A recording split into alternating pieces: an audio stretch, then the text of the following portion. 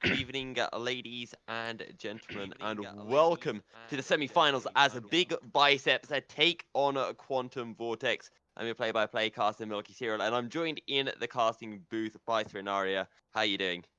Hey man, I'm doing great. I really like that Quantum Vortex beat ALG, even though I was secretly vouching for ELG. But Quantum Vortex beat them quite hard, and now we're ready to see Big Biceps taking them on. And I think it's going to be a very interesting match. There's different playstyles for every team there, and yeah, I think it's going to be fiery this game. Yeah, as you mentioned, Quantum Vortex beating ELG. These two teams are fairly evenly matched in terms of ranks anyway, but Big Biceps are the favorites coming into the semi-final. Yeah, definitely. And of course, if I'm looking at the team, the one and only team that beat Legacy, I believe was either Quantum Vortex or Big Biceps. I'm not entirely sure. I'd have to check Challenger mode real quick, but I know that they lost one game, and that was against one of these teams. So there's a chance that Legacy might actually not take the finals this season, and this playoffs is showing that. So right now, we are going into the banning phase for Big Biceps on the blue side and Quantum Vortex on the red side for Game One. Yeah, and as we wait for both sides just to get into the PentaQ picks and bans, I want to take a look at some of the potential picks that we might be seeing coming through from either side. Because one position that I really want to look towards is this mid lane. Zayas for Quantum Vortex, he likes to play those standard kinds of mages, the likes of the Ryze and the Syndra, but he also plays a bit of Diana, which, as we know, is quite strong right now. And when we look over to the blue side, Big Biceps, Miku Deity, he likes these flashy champions, the Kiana, the Yasuo, the Akali, and I think that we could see quite an explosive, quite a double-edged mid lane here. Yeah, and we see some metal bands coming through. Mordekaiser first band, and by Big Biceps, and then Olaf by Quantum Vortex.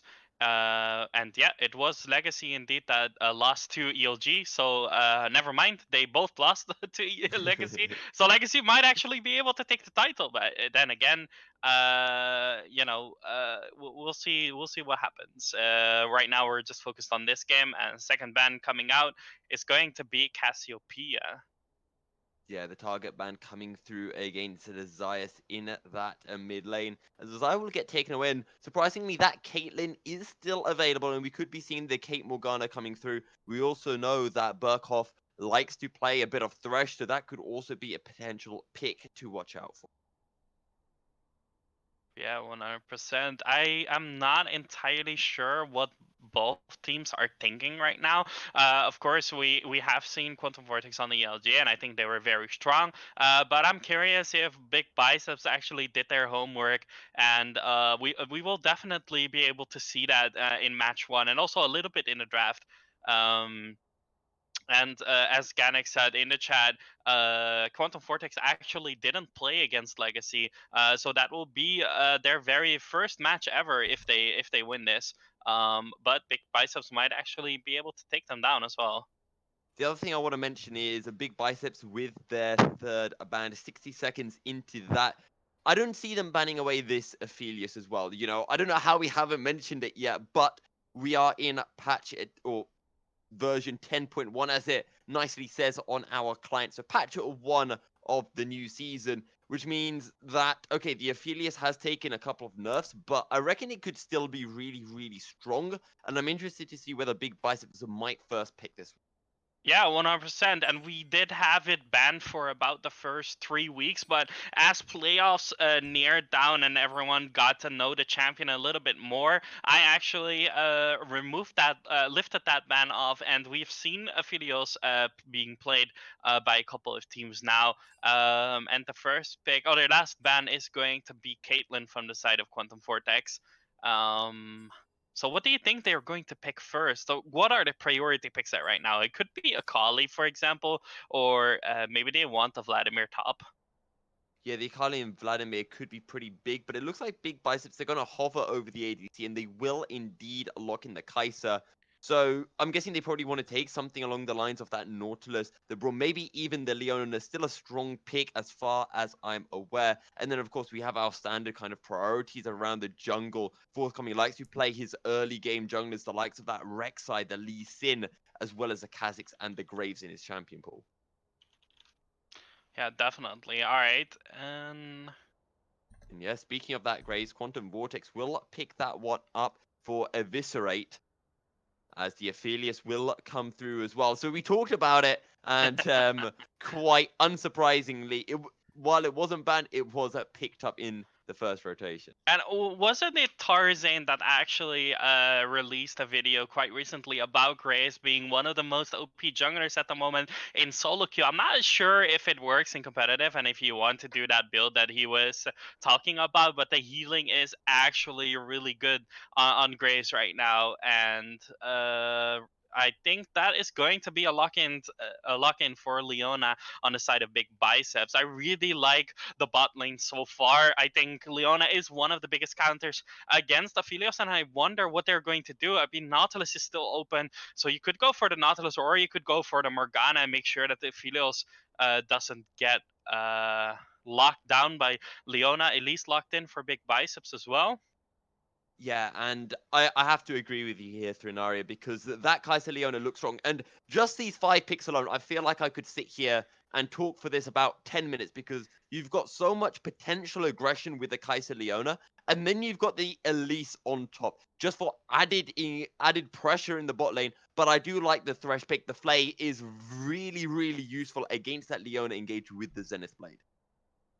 Yeah, trash. I'm not sure if I agree with this decision, but they might have an ulterior motive, and Quantum Vortex will surprise us all with trash. I do think that leaving Morgana open and then just not picking it is quite how to say it nicely, trolling in a way, in the draft right there. Ornn being picked out again, a really good top lane meta player at the moment. Yeah, and going back to that support pick, as Diorn does indeed get banned away, there are a couple of counters to Leona. The classics are the likes of the Morgana and the Alistair. Alistair not played a whole lot though, so understandably not picked up. But then your second kind of softer counters is this Thresh. Sometimes you could see some people going for a Lulu, very risky, but the Thresh is one of the nicer picks into Leona along with the Pike. I'm not going to pretend like I know what works well with Aphelios. All I know is he was disgusting. New patch now, so I'm interested to see how it will work out, as a Kled and a Fiora are the next 2 bans. The last ban almost coming through for Big Biceps. I actually like that they respected the Kled from Big Biceps and banned it out. It's really strong. It will definitely mess up the things that you want to do with Grace and Ophelia, so that's a really smart ban. And I believe that Big Biceps played it once against them as well. If I recall correctly, Quantum Vortex and actually lost against Big Biceps in the group stage. So this will be their demise. Are they going to make it happen that they go for a 2-0 or maybe for a 2-1 today, or are they going to be losing hard against this composition right now from Big Biceps? True, but there are still a lot of top laners available, as Arise will get banned away from Zyas. He is his main champion, so that's an understandable ban, but we still got picks like the Pantheon that are available, as a Cho'Gath are locked in for Quantum Vortex. Oh yeah, guys, you're right, totally right. We even have more than a best of 3. You have a best of 5 for the semis and the finals, right? You're totally right, Galax. Thank you very much for reminding me. Yeah, definitely. So it's gonna be a really, really interesting night, and there's a lot of things that can happen, especially with all the changes from patch 10.1. Diana Ardent not being viable anymore. Lulu also hard nerfed and Nami buffed. I mean, what are they doing bot lane? Is that going to be a locked in Kiana? I really like it. Yes, it is. That's probably going to be a Kiana mid. We talked about this even before we go into picks and bans. Miku Deity, he likes to play those aggressive champions in the mid lane, the Kiana, the Akali, and unsurprisingly, it does get picked up, but it doesn't mean that he can get counterpicked in that mid lane. The likes of the Syndra is available for Zyas. I really wonder what they're going to be picking on Cho'Gath. Cho'Gath is a champion that you don't want to let it farm, but most of the players that are actually good against them are kind of banned out. I mean, you still could possibly return a Shen on him, be play a little bit passive and play around the bot side, or you could just go full aggression and make the Kiana roam mid and or make the Kiana roam top and bot a lot, but they're going for a tank in their composition. Maokai picked up now. Yeah, and that tank, that front line is going to be so big. So you can already see how big Biceps are almost looking to play this. You know, the Maokai is just going to be sitting safe top. And then you've got the Kiana. We know how Kianas like to play. They don't care about CSing. They just want to do stuff with the wave. They want to hit the wave a couple of times. And then they just want to rotate. And with an Elise, this is going to be a big, badass rotation going through, most likely to the bottom lane on this Kai'Sa Leo. Yeah. If Quantum Vortex plays this kind of smart and just wait for the scaling, I don't think they have an option with Kiana and Maokai as the main damage to actually be able to do anything mid game. And focusing around the objective is definitely something Quantum Vortex would want to do this game. Of course, we haven't seen their last pick yet because they're Ooh. super slow with picking. It's a Cho'Gath mid It's lane. a Cho'Gath mid. Okay, I like it. I like it a lot. That's what you need. You needed a split pusher. You need someone to keep that Maokai busy, and Yorick is the perfect pick for that. Yeah, and looks really interesting now because you're going to have a bunch of AP on that Cho'Gath. And when you look at the composition of big Biceps, you've got the Kai'Sa, you've got a Kiana, you've got the Elise. Those are big targets for the Cho'Gath with that feast because they are all just so squishy. Yeah, 100%. And now we are going to go into the champion selection. It could still be a Yorick mid. You never know. These people, they like to change their things, you know. Will we see anything specifically really good right now? During the early game, you would say who's going to win the early game if they happen to get a gank off on bot on mid? Who is going to be able to snowball the best out of these two teams at the moment? Yeah, precisely. And that is going to be the big question. And, you know, it's all going to come down to that jungle matchup. Ever since Riot released the kind of patch notes or, you know, the changes that would be upcoming when those elemental drakes got changed around, that massive change when we entered preseason, all I was hearing from different coaches, Diamond, master level junglers, they were saying, watch out for the Graves and the Needly coming through. They're going to be big picks. I haven't seen too much of it, and I'm so glad that I'm finally seeing the Graves pick up in the competitive game now. So I'm interested to see how much impact it can have, because for sure it's an early game jungler, but playing into something like a forthcoming Elise is going to be really tricky, and I think this is going to be a jungler battle in those first 10 minutes 100%. Yeah, I think so too. It looks like I have a bug right now because all the runes or all the summoner spells of the side of Quantum Vortex are cleanse ghost. it's not a bug. It's what the teams like to do, that just in case the enemy team is watching the stream, it would give them a heads up as to what spells they're looking to take. So they leave it at that, and then they switch it last second.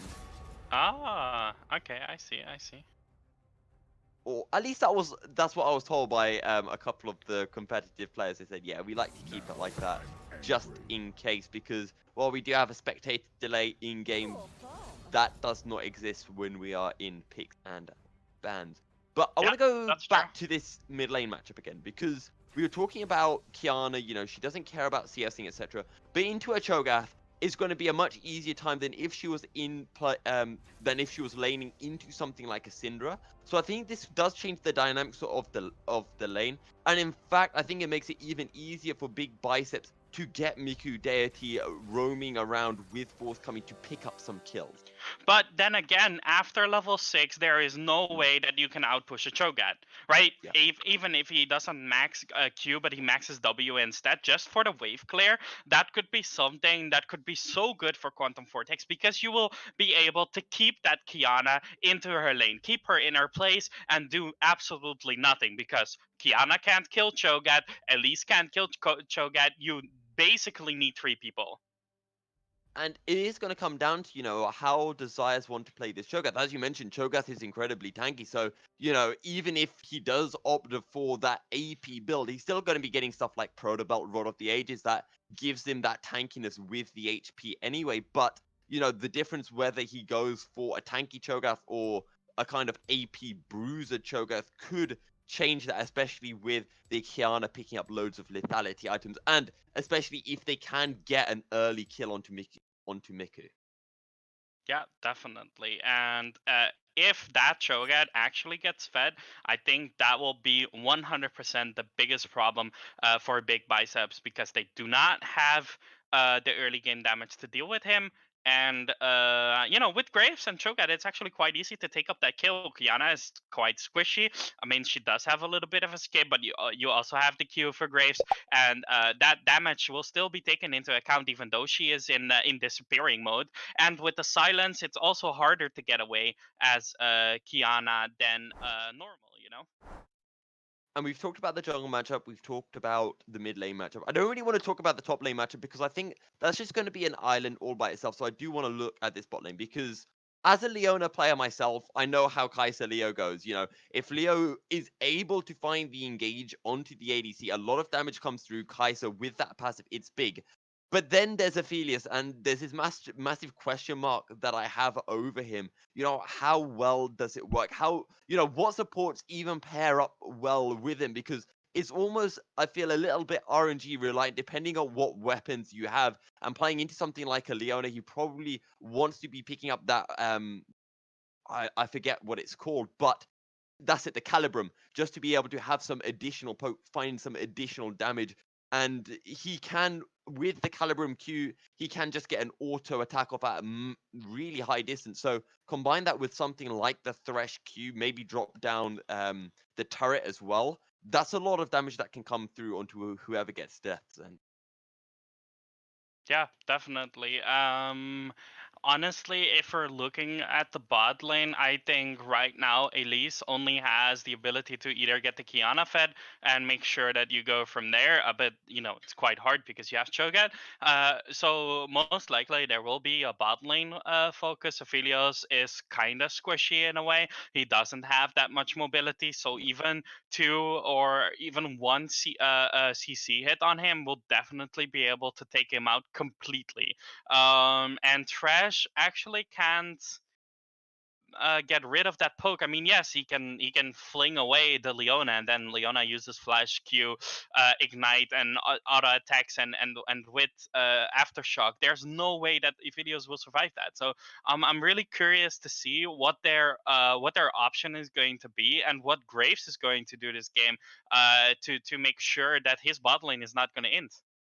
the final thing I want to mention is we talked about the rotations down to this bot lane, but the other thing that we should be mentioning is there's an alternative way for both of these teams to play, which is the rotations up to the mid lane. Instead of bringing Miku or Xayah down into that bottom lane, which I think works better for Big Biceps than it does for Quantum Vortex. Instead, your Leona and your Thresh, they're going to have Moby boots by about 7 minutes. So just have them be the ones to rotate mid, and then all of a sudden you have a 3v3, possibly a 4v4 as well, if those ADCs come as well. Yeah, it looks like we are about to head into the game. The spectator delay is over. Now we can see a little bit of runes. So let's go first by the side of Big Biceps. We got Maokai with Grass of the Undying and Inspiration. Then we got Elise with Electrocute and Sorcery. And we got Kiana with Electrocute and Inspiration. Kaisa with Press the Attack and Inspiration. And Leona with Aftershock and Inspiration. Oh, it went a little fast for me. And then on the side of Quantum Vortex, we got Conqueror on Yorick with what's his second one? Do we know? Resolve. Resolve. Yeah. Yes. All right. Um, And Yeah, I mean, to be fair, all of the summoners, all of the runes or masteries, whatever people prefer calling them, they're all fairly standard. I think Gray's Fleet footwork makes sense. The big thing to point out is Zayas. He's gone with that Glacial Augment. So the setup that he's going to be having on this Cho'Gath, we know how tricky it is to lock it down a Kiana, but if he can get that Glacial Augment off, that will be a good setup for Eviscerate on the Graves. Yeah, definitely. And having teleport as well, meaning that if he does get caught out or if he needs to be able to do something around the side lanes, he can just TP in, and that massive ass Cho'Gath will be in your face, and there is no way that you will escape.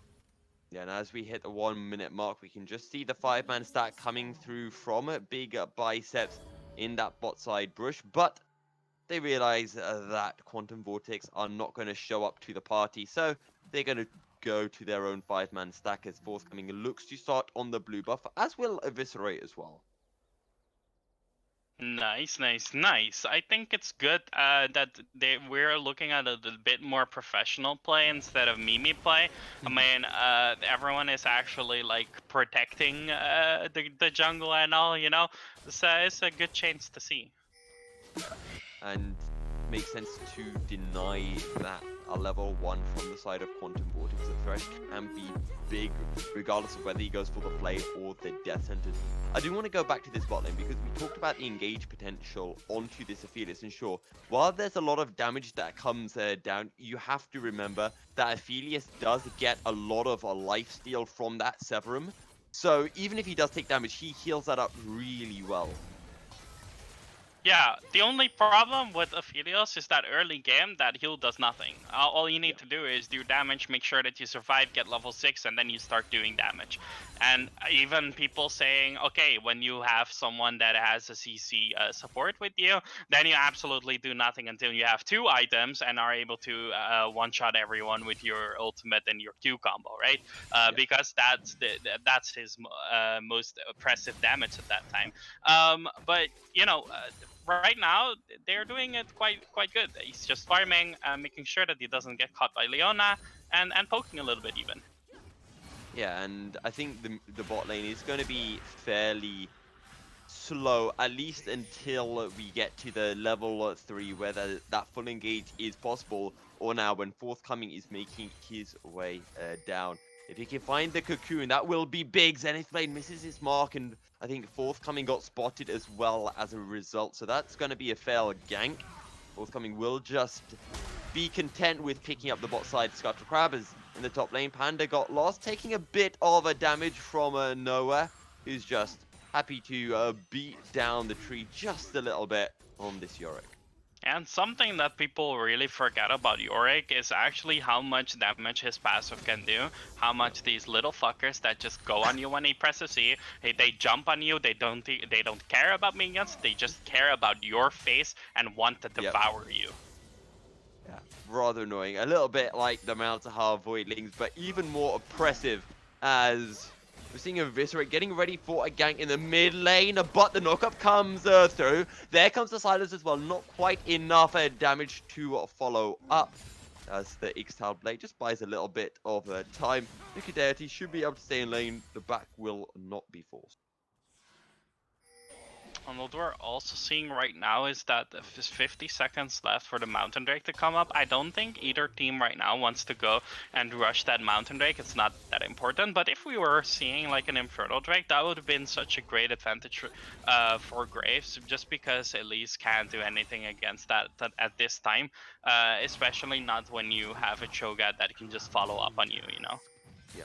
And when you do look at the side of Big Biceps, so much damage on this side. They would absolutely love to be able to pick up an Infernal Drake. That being said, though, a Mountain Drake would go quite well for either team. You've got a Maokai and Leona for the side of Big Biceps. That's going to be insane on. And then when you look over to Quantum Vortex, the Yorick and the Cho'Gath could utilize that as well pretty neatly.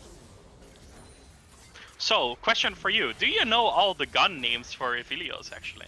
Oh, okay. So the question with me isn't do I know the names, it's do I remember which each one does. So I know the Calibrum, that's a long range one. Then there is the Severum, Yeah, that's um, the red healing one. one. Yeah. What he has right now, I believe that one's called the Chakram. Mm-hmm. Although I might have to hold this thought because I flash forward, they finally engage in the top lane, flash out from nowhere, but the cocoon will land regardless, but there is not quite enough damage from Big Biceps, but they go in under turret, looking for nowhere, the tanky comes through from Panda, and that's a first blood. Forthcoming will pay for it with his life, it's a 1-for-1, as in the bot lane we see the Flay to deny the engage from Pulu, and that's going to be that. As, oh no, here comes Grace, flash forward, end of the line, and it is the end of the line for Panda got lost. 2 kills to 1 in favor of Quantum Vortex. That was actually a massive play there. It was really good, but Maokai did not have enough mana to pop down that Yorick, and Yorick is quite tanky. He already has his very first phage, and that's going to do a lot for him right now. Whereas Maokai is going for a little bit more of a defensive play. Yeah, and, oh, here we go in again. The Flay will come through, and here comes the Elise. Oh, as that's going to be the supreme display of talent. Doesn't find anyone, but it doesn't matter because Galix gets taken down, and now they look to the Thresh. Miku Deity picks up the kill. What a wonderful gank and such nice coordination from the side of Big Biceps there. I am really surprised. What? My question to you, Thrinari, is what did we say was going to happen when we saw the picks about? What did we say Forthcoming and Miku Deity were going to do? Yeah, exactly. And they listen to the stream. People do that more often. They don't know what to do. They listen to the stream, get the most perfect strategy because we all know what we're talking about always, obviously. And yeah, they're just doing as we predicted. And that's the way that you want to execute this composition as well. So they're doing that perfectly. Graves is meanwhile mashing down on the Maokai, but Maokai built defensive items. You can't take him down right now, and you have 28 CS. Elise has 36 CS and also already has control over the Drake right now. So what are you going to do when you're Graves? You're just going to back and farm your ass off. Yeah, as Panda got lost, nice little footwork there to get out of the Dark Procession. But let's get back to that extremely important topic that you brought up, which is Aphelios gun name. So I mentioned the Severum, which is the healing one. I mentioned the Chakram, which was the one that he was using a while ago. He currently has the Gravitum, and I actually know what the Q does on that one. It stuns people who have been autoed. Well, no, it's not a stun, it's a root, because people can still auto-attack. Same thing! No, you know what I mean! All good. And I believe the Chakram is the one with the juggling ones, Yes. where you can put down the turret. Yeah. Yes. And then you have there's one more. Yeah, you got the AoE one, and that is actually the most OP one with the 125. We just call it flamethrower, right? Do we need to Yeah, call it anything else? That's fine. Or mini shotgun or whatever. I don't know. I'll have to take a look when it comes up to remember what it is. But look at this. Forthcoming is making his way down. The ward will get taken, but I don't know if that has given Quantum Vortex the knowledge that Forthcoming is here. Now, Eviscerate is here as well. Here we go. The focus is onto the Thresh. Flash away. Leona goes in. Oh, what a great solo play. That's 1 down. That's 2 down. And now they can look for Gannick. CC under turret. Puller will take a lot of damage. He takes the turret shot as well, but will be able to get out 2 kills for nothing in the bottom lane. And that's a free Drake as well. So much pressure there from Elise. They knew that Elise was there. They still went for it. But as I said, Grace right now is just too behind to do anything at the moment. And they just die. Yeah, and this all comes back to that very first play that we saw in the top lane. We were thinking, is it worth it? 1 kill for 2. But the first blood went over to Forthcoming, and it just gave that power spike a little bit quicker. And then Forthcoming snapped over to the bottom lane. But here comes the rotation from the Cho'Gath. The Smite buys time, then it's played in. Oh, they find the kill. Are you kidding me? Descendants will come through, but I don't know if it's buying another time. Miku Deity on his way down, and we might be having a 3v2 yet again, as in the top lane, nowhere looking to turn this around onto Panda got lost, but he's going to back out of this regardless, as the Maiden is out, and will be just siphoning that life out of Panda.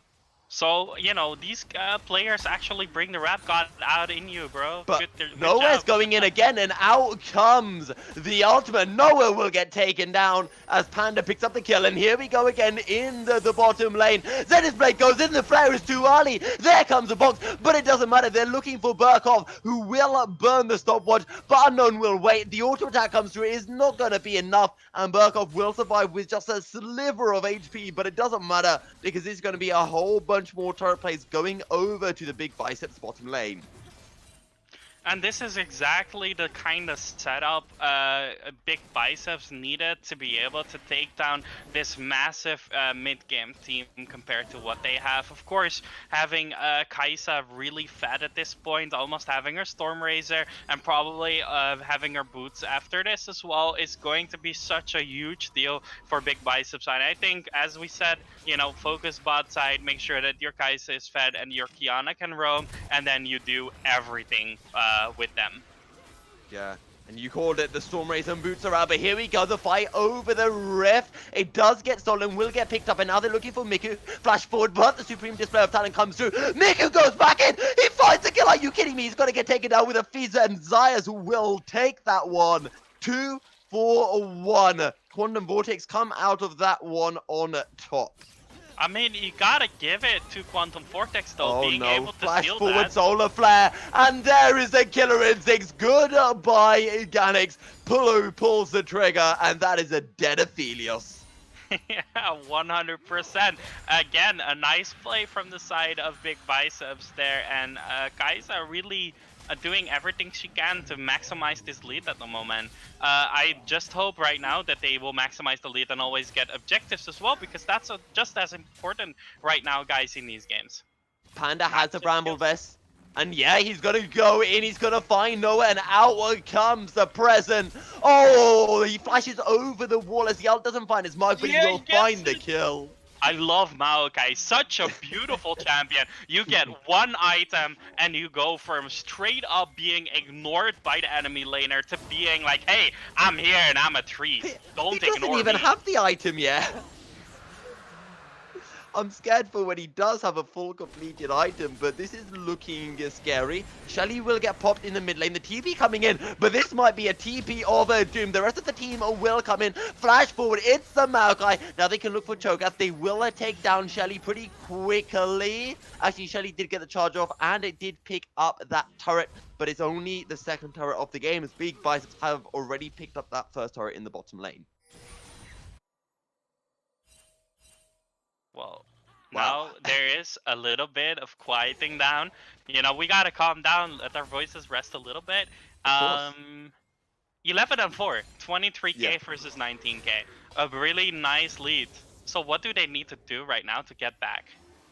I don't know, maybe a sit back and scale, but I remember saying at the start that this game was going to be close. Well, Big Biceps have essentially heard that, and they have laughed in my face.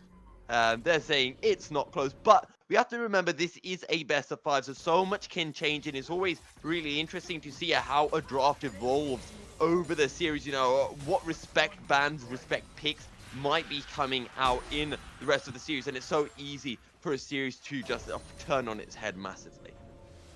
Yeah, 100%. I don't know, Landicus, if the trash animations already came out, but I know about it, that they had a little bit of official update for trash. I didn't actually check if it was changed right now, but I will make sure to look at it and let you know. Alright, as I'm just trying to see what the Aphelios guns are. Ah, that's what it's called, the Infernum. Yeah, Grang said that in chat as well. Okay. Sorry, I wasn't looking at chat. Whenever I seem to look at Twitch chat in cast, I always seem to get tilted. But 3 men topside, and now Panda, he's not lost, he's just tilted here. He's gonna get blown up, he'll burn the ult, but he won't be able to do anything except buy a little bit of time. As in the mid lane, Big Biceps looking to pick up their second turret of the game. I think these rotations are quite done well, though, by the side of Quantum Vortex being able to take down that massive Maokai. Even though you lose a tower bite, it's still a shutdown, it's still a little bit of gold for your team. And, you know, losing that mid tower is not that important right now because you already have the mid tower, so... Fiona going very aggressive with the ignite, not quite enough to kill Noah, who did take a turret shot. But, you know, you did ask Renaria, how do Quantum Vortex come back into this game? And I think Quantum Vortex have found the right solution. You know, they need to get kills for either the Yorick or the Aphelios here, because the Aphelios is going to be their win condition in the team fights, at least until Cho'Gath gets really big. Because Yep. we know how much damage an Aphelios can do with that Infernum. Just so much damage coming through. And then the alternative is get the Yorick ahead, because he is your split push win condition. Once he has that Triforce, which he does have now, he's going to be really strong. So, you know, even if he is into a Maokai, it'll be difficult, but you've got a Yorick and you've got a Cho'Gath. Your game plan has been since the draft to go for the split push. Yeah, 100%. And with Yorick picking up the Triforce, it will also be easier for him to bully down that lane and make sure that he's at the tower doing as much damage as possible before he just fucks off, because, you know, the E and the slows and everything he has, all the healing, there's no way he's gonna die in later Okay, on. Panda's going to get caught out, but this is actually a 3v3 as the rest of the team making their way over. There we go with the clear instinct. Sides gets deleted, and they find the cocoon as well. Burkhoff, there's the repel, and forthcoming finds another supreme display of talent. Not going to be able to lock down Eviscerate, as Noah just doing what his job description is. Split pushing in the bot lane. He's not TPing in for any of this. It's most likely going to be a trade of turrets, as in the top lane, the outer turret will get taken, as well as the bot lane outer as well. It looks like they are going to reset now. Not even taking down that pink ward there, or maybe they are.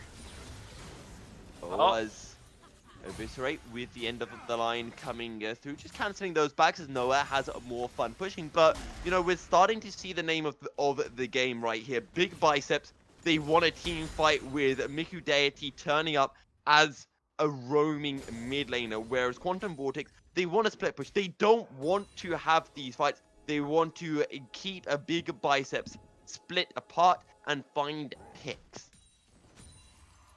Yeah, 100%. Drake is coming up, and the next trick is going to be a Cloud Drake, which means that we'll either have an Ocean or an Infernal. Now, Infernal could be an entire game changer for this game. If Graves or Aphelios get ahead, and actually they are able to get these Infernal Drakes, and with the split pushing power of Yorick and Cho'Gath, I think that might be a possibility. I mean, they don't want a team fight right now. They just want to scale up, make sure that they get as much CS as possible, get their items, and then just start to dominate. And this is a pretty nice pick, but there's no follow-up from the side of Quantum Vortex there, and they just take down the Herald as Big Biceps right now. Yeah, and Kelly's might be gonna able get to picked just up. instantly put that up the top side, because they do have a wave there. And mid right now is just being guarded by the side of Quantum Vortex, so... And I think we've just seen just how far ahead Big Biceps are, you know. Split apart across the map, they're able to have priority over Rift and over Drake. They pick up both. Killer Instinct here, and, well, what do you expect? Eviscerate can't even step forward into his own jungle. I think Eviscerate just kind of got cucked there a little bit. And, you know, not giving that Maokai the blue, though, that's a big oof. Yeah. Kaiser wants more mana, you know, spam out that Q and E.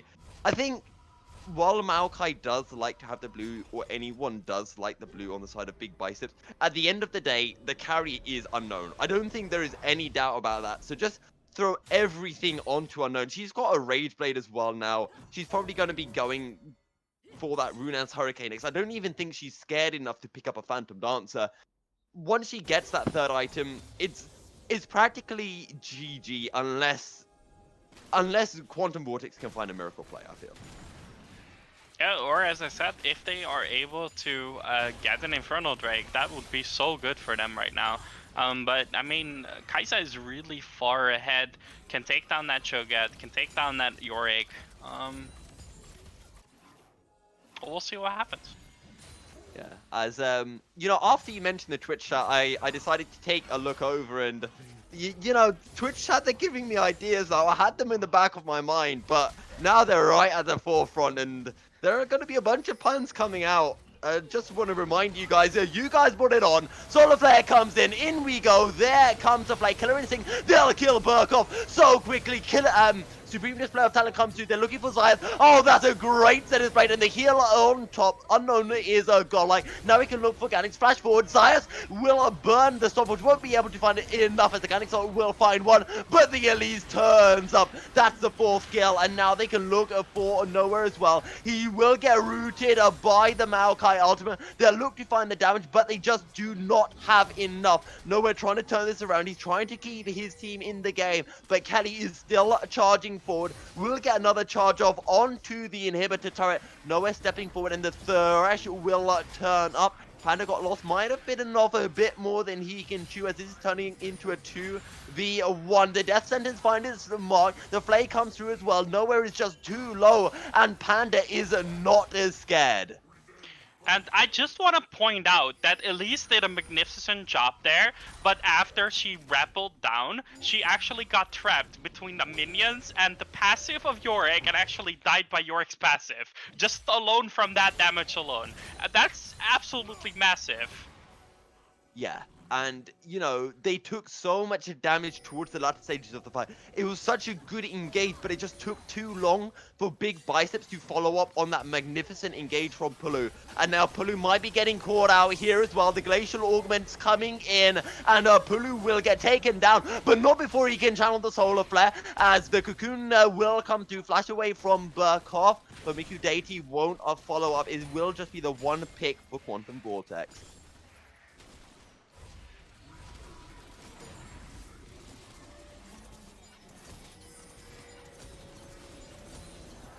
18 kills. Sorry, go on. I said it looks like they might want to start Baron now. They have the vision. They have the ability to take it down. It's quite risky still, though. I mean, you have a Cho'Gath, you have a Graves. They can just hop over the wall, use ult and smite, and it's gone. And the issue as well is Panda does not have TP, and he's going for this split push. Nowhere could answer him, and he does have that TP available. So it is something that Big Bicep do have to be slightly wary of. On top of that, we do have the Infernal Drake. It's an Infernal, so we talked about how important Infernal would be, especially for Big Biceps, and that will be their third Drake of the game. Hold on. 30 seconds on the clock, and Cho'Gath uses his ult to miss on Wolves. I guess he's tilted. He must be. I mean, it's going to be up fairly soon, but yeah, that one is a tilter right there. Also, I've just realized, right, I've finally added back the overlay so you can see which Drakes have been picked up. Good job, Riot. Oh, where? Right under the scoreboard. Oh, yeah, right. Yeah. Oh. Yeah. All right. But you don't see the soul still. But all right, I'll take it. This is better at least, right? Wait, you could see the soul before. Oh wait, no. No, okay. we always had to guess the past few weeks on what Drake they might be able to take because you know there was no possibility to see it. I mean, the map changes though, doesn't it? So you can tell. Yeah, it does. Yeah, the map changes. That's true. But you know, you gotta know the color and all that stuff. And our casters were a bit confused sometimes. So it's all good. It's all good. It happens. But I do feel like this might be the first ever time that Riot have listened to their community and made a positive change to something. True. Anyway, though, 23 minutes in, and the setup for Baron commences once again. Pulu, for some reason, uses the sweeping lens, despite having a control ward in the pit already. But Baron is getting burnt down to 4,000 HP already. Quantum Vortex are on their way. They need to find a steal. They'll find a death sentence. In they go. Oh my god, they find the steal and the lantern out to safety. They get 2 kills as well. I said they needed a miracle play. That one might just be it. Yeah, and this is so unfortunate, and I really don't get it right now. You have the Kiana, you have the Kai'Sa. All you need to do is get a pick on Graves or on Cho'Gath, and you can do it. But now you left them both up, and what happens? They steal the Baron. And I don't want to repeat what we hear so many times, but whenever we listen to LEC, LCS, we hear this so many times from colorcasters. Skipping steps. You're playing it. The Graves is up. He has Smite. There's a Cho'Gath with Feast. Why would you go for a Baron in a 5v5 situation? Sure, you're ahead, but you can use that advantage in so many other ways to get, a pick or something and then go for Baron. So this just reeks of impatience to me from Big Bicep. Yeah, true. And even though your Kai'Sa Solar is Flare, but here we 4k go, the ahead, engage coming in, they find the Aphelios instantly, and they will find Tyus as well. Killer Instinct in behind, and Burkhoff will fall. That's 3 kills for nothing. Noah split pushing in the top lane, but the top lane, that's nowhere on this map. We only care about the mid lane. 4 members strong, pushing forward. There's going to be the back coming from Maokai to answer the Yorick split push, but the inhibitor turret has a crash down, and now they turn onto the inhibitor.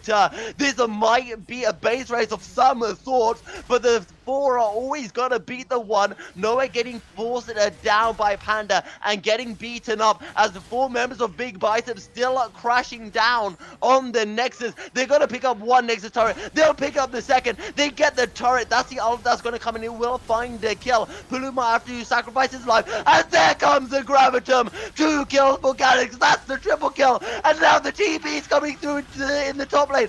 Are you kidding me, Scenario? They gotta find Panda got lost. It switched right back around. Both teams getting way too aggressive, and they get punished one after the other. I don't believe I'm saying this, but Quantum Vortex are actually gonna win this game. They take down the 2nd Nexus turret, and my god, they take the game.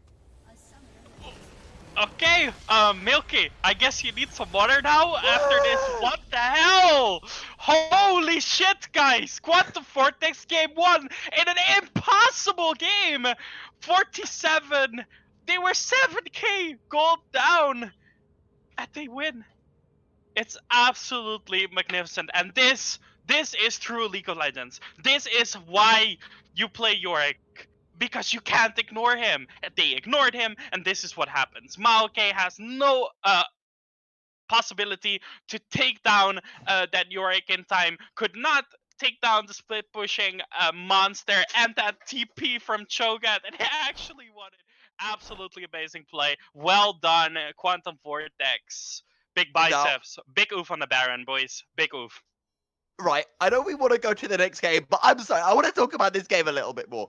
Right, we briefly mentioned Baron, but the first fight, Quantum Vortex are like, hey, we have Baron, let's get aggressive, let's push. And Big Bicep said, whoa. You guys have Baron, but we're way stronger than you. They found the pick on Ophelia so quickly, and they wrecked through the rest of the fight. I then feel that Big Biceps had to make a decision, right? And they made a decision, albeit the wrong one. They pushed, great. They found the inhibitor turret, great. They found the inhibitor, great. Then they went on to the Nexus turret. They knew that members of Quantum Vortex were about to come up, and as I said, it was a base race, but a Yorick by himself is not going to beat 5 members strong of Big Biceps who are fed.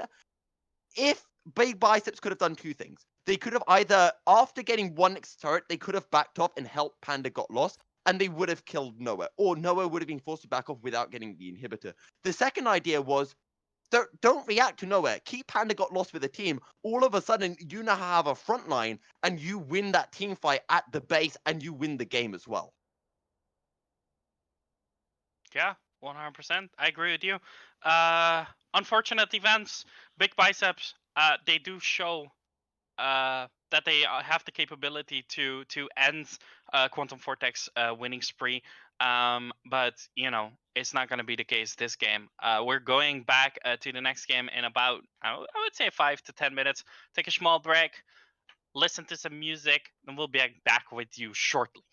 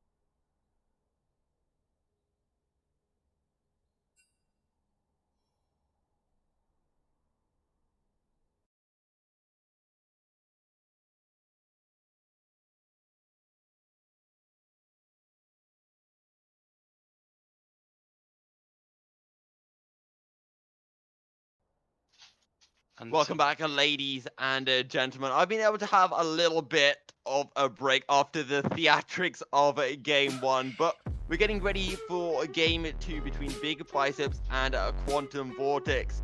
And Threnaria, I don't think it's possible for this game to be better than the last, but I'm willing to be proved wrong. I mean, this was a very exciting game, and history will repeat itself. We've had these type of games before where we think one team is actually going to win, and then it completely turns around with that single pick that is the secret pick of the team. And I don't think they have played Yorick this tournament, so I was really excited that Quantum Vortex plays it because one of my friends that plays that champion is actually such a god on that champion, and I was just really excited to see how it would work out, and it did it perfectly. I mean, there was a little bit of luck involved and a little bit of mistakes there from the side of Big Biceps, but Quantum Vortex definitely deserved that win there. Yep. And here we Yes. go. The first ban already. That Olaf coming through once again was banned out straight away at the start of our last game, and we saw the likes of the Mordekaiser being banned as well as a lot of focus towards those ADC. So let's see if history will indeed repeat itself here. Yeah, they're taking quite some time to ban now. I think they want to do a bit more specific bans, even though I think both rests were pretty good right now. Last game, and I think they will keep sticking to the same principles, right? You got a few meta bans, you got a few personal bans, and that's it. True. And yeah, just waiting for Big Biceps to take that second ban. Again, I feel that we might be seeing some respect coming towards the Kaiser, but it does look like that Cassiopeia will get banned away first.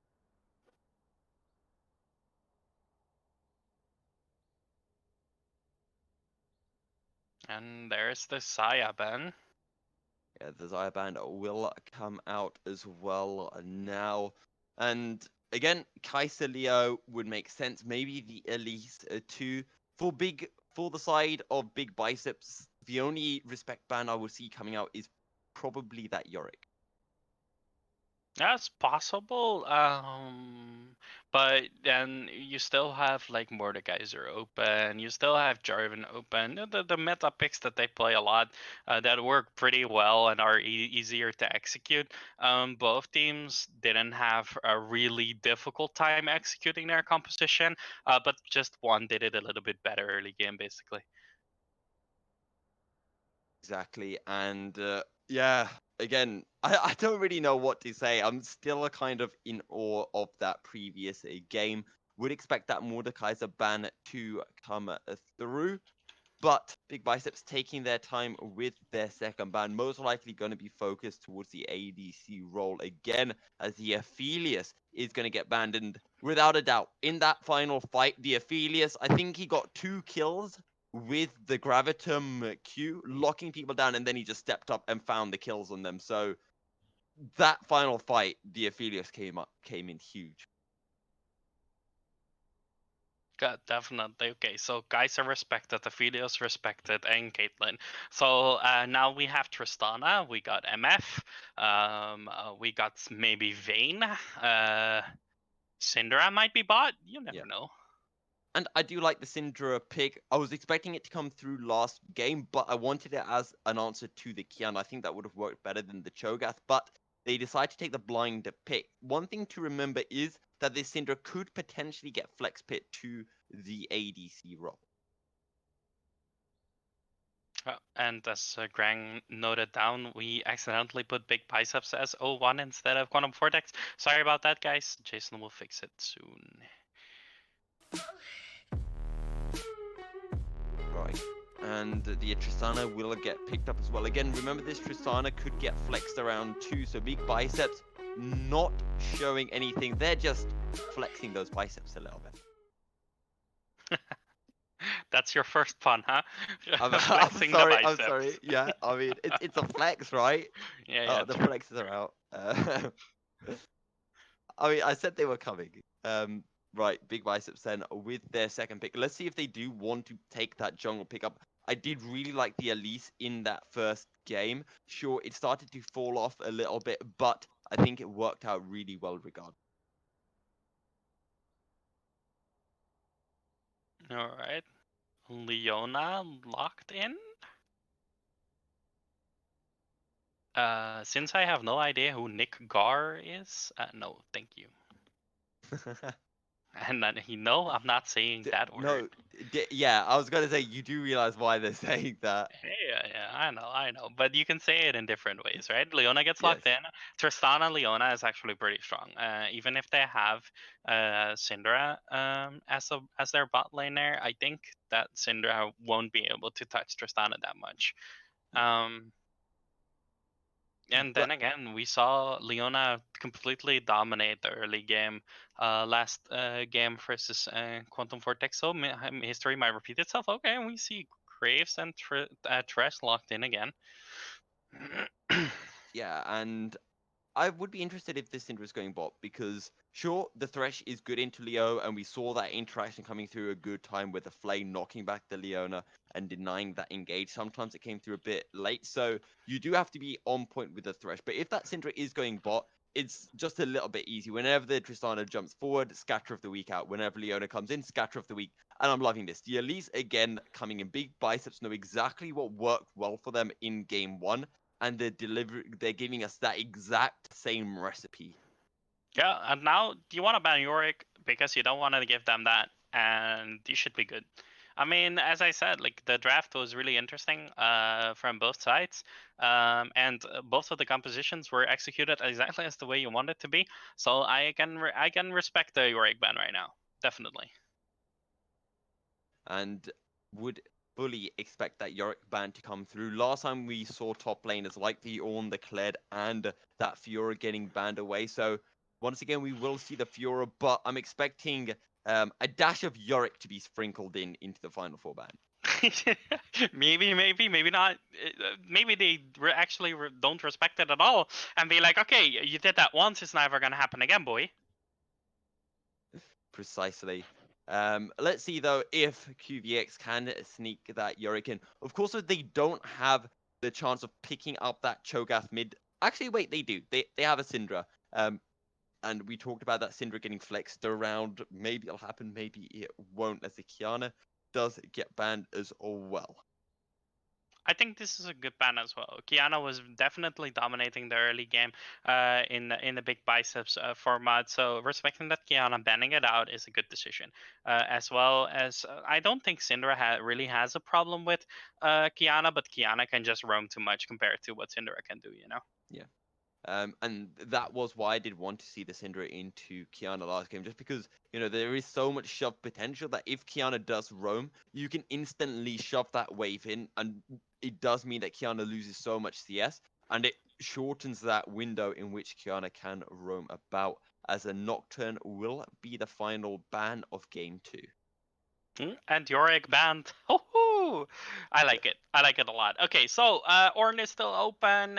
We got Darius, maybe a Vladimir. We got a Don't Kali. forget the There's Rise as well. the Rise. Yeah, there's a ton of picks that you want to open up. But I mean, if you go with Syndra, I don't think you want to go Rise. So you might go Mordekaiser top if they play it. Then it's pretty OP at the moment. But I mean, Ornn for the team fighting, definitely a good pickup for big biceps here if they take it, of course. They might actually go for another split pusher. Um, I could even see a Tryndamere working in here. It might be a troll pick at the moment, but it can work with our team comp if they focus bot again and just Tryndamere being top and just being that massive annoying idiot that just always split pushes and never dies. Has the same feeling like Yorick. Yeah, and I do want to see actually the Maokai coming through again, because I did think it worked out pretty well for the side of big biceps in game 1. They were able to make that work out quite nicely. The Nico Ooh, will Nico. get picked up first. In QVX, they need some frontline. They've got their AP damage, they've got some AD damage as well. So what we really want now is some really big meaty frontline. Yeah, but do you want to take that against Nico though? That is a fair point. I guess. I Who don't think you knows? can. I don't think you can play a tank right now because of the passive with Nico. There's so much diversity damage there that you have to pick down at least one or even two bruisers. I mean, one bruiser in top lane. Of course, you're still blind picking, as I said. Ornn is really good. What beats Ornn? I think Mordekaiser, right? I think Mordekaiser does pretty well into practically everything. The other thing that maybe we could see is maybe something that is team fight oriented. So sure, we could see that Mordekaiser coming through. I actually think the Nico and the Tristana could get flex. Actually, I think the Nico is definitely mid, but I think that Tristana could get flakes, and I kind of hope it does. I think it's a really big long shot, but I would like to see it. Okay, finally, Ornn locked in. After our lengthy discussion about Ornn being locked in, they actually locked it in this time.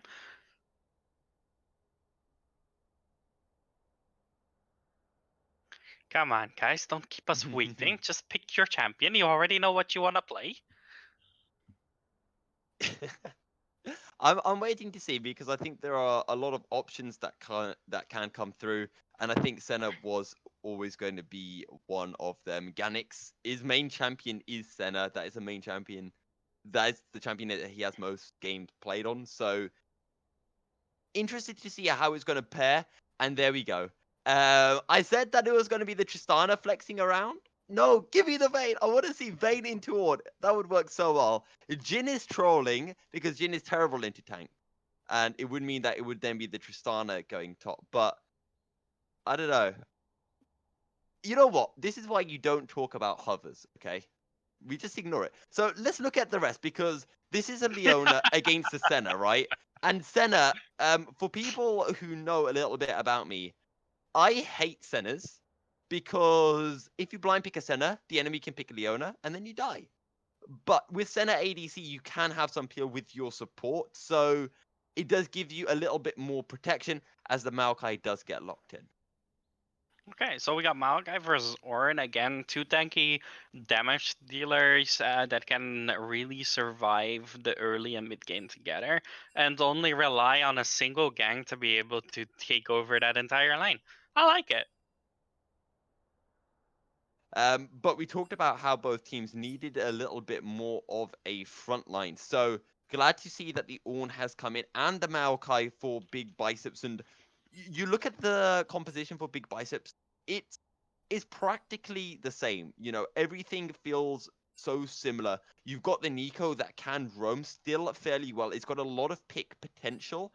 And you still have the Maokai, you have the Elise, but you have this Tristana this time. And when we talk about snowballing champions, yes, Kai'Sa can snowball well, but Tristana snowballs even better once she gets those kills because her mid-game power spike is just that much stronger. But if I'm looking at the late game, I would say Senna, Graves, and Syndra definitely have the upper hand. Even though you have that tankiness, there is enough damage with the Ornn to take down that Maokai and at least Leona not being able to touch the Senna at all with the Thresh, of course. And then Tristana and Nico, they just die instantly with an Ornn ulti and a couple of auto attacks, you know? Yeah, and again, I think this, when you're looking at QVX, you've got a Senna and Thresh with infinite scaling with, their soul collecting stacks. And then you've got the Ornn as well that gives those, empowered items that will be so, so massive once you get to the late game. But Big Biceps, if they follow, I talked about the recipe, if they follow that same strategy that they did in game one, they find those picks, they get the Elise online, and then take that advantage down to the bottom lane, I don't think it matters because the game will end beforehand. So this game is, as you mentioned, early versus late, and it comes down to can Big Biceps find that advantage in time, and then if they do, can QVX hold out for long enough for their scaling to become a fact?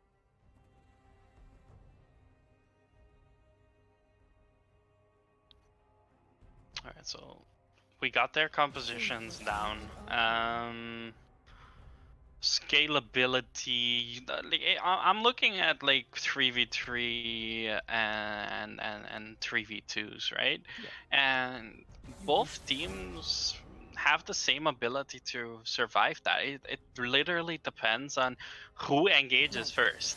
Um, because of the damage output from both teams and because of the tankiness from Leona, for example, and all the pressure that they have, I think the Elise is gonna be bot side focused again. Yeah, for But sure. this time they have a little bit more to be able to deal with that. Senna, of course, having her E, if that procs and she is not, she flashes away, she uses her E, then you can suddenly get a jungler in there, and you actually don't know about it. It's one of the strong points from Senna, in my opinion, and I think I really want to see how they execute this. Um, Again, as I said, top lane island, they both do pretty well. Graves will probably go to get the Syndra or the Ornn fed, just because in bot lane he doesn't really have to do that much. But as we saw, he couldn't match up with the Elise camps and ganks. So we'll see what happens. Yeah, we most certainly will. Now, the other thing I do want to be bringing up, again, I'm going to go back to Big Biceps because in game one we said yes, this Elise is going to be focusing mid, two men roams down to bot lane. But what we ended up seeing was pretty much exactly that. But the first thing that came through was the fact that we saw Elise looking towards top side and finding that kill top side. Sure, they had a 1-for-1 trade, 2-for-1 trade in the end, but we saw the Elise bot side beforehand, so expect the Elise to be kind of everywhere at the start, but then later on focusing towards the bot side, especially when the Nico hits 6. Because, even with a Nico, you've got the Tangle Bobs, you can lock down the Syndra. Tangle Bobs and Cocoon, it's a lot of damage that will come through in a short space of time. And I'm actually interested to see as well if Miku Deity is going to go for a Glacial Augment build or something more damage oriented, like the Electrocute or, for example, the Arcane Comet. All right, guys, and the streamer has just told me that the bot for the chat was bugged for the screen on the stream right now, and we are going to be restarting the stream real quick to fix that bug. We got back to support, and we know how to fix it. We just have to restart the stream, so we'll be right back with you into Game 2 Quantum Vortex, Big Biceps versus Quantum Vortex, with Quantum Vortex now being the red side and Big Biceps being the blue side.